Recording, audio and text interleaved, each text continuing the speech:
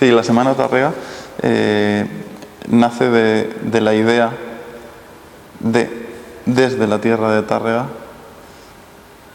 difundir el legado de Tárrega.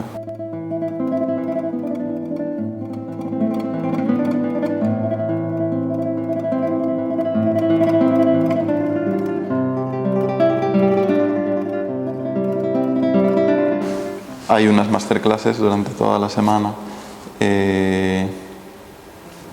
7 días de intenso trabajo con grandes profesores.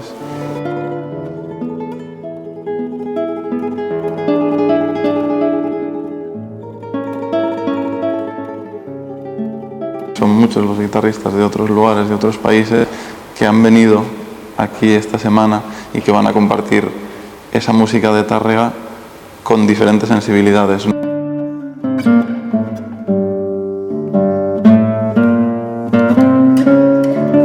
Pues la tradición de la guitarra, yo creo que la figura de Tárrega está presente en todo lo que hacemos. Es en su enfoque metódico, musical,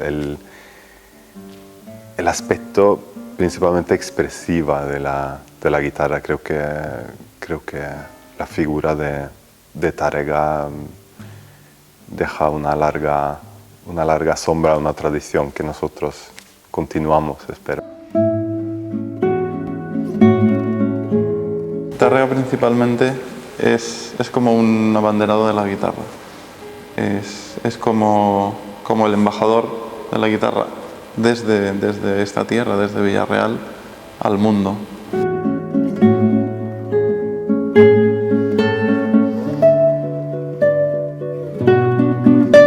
Lo que es interesante, primero, es que la inspiración, que es la figura de Francisco Tárrega, un guitarrista mítico, un compositor de pocas obras para la guitarra, pero lo poco que ha dejado una marca, no solo en el mundo de la guitarra, pero una inspiración para todos, que es universalmente conocido.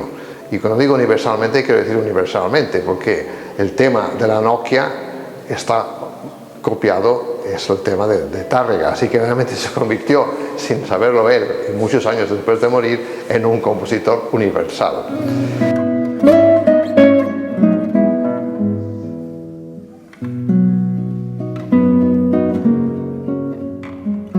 Tárrega es un gigante de la música que desde su altura musical, humana, su sensibilidad, su concepción estética, tiene una mirada nueva de la guitarra, de la música.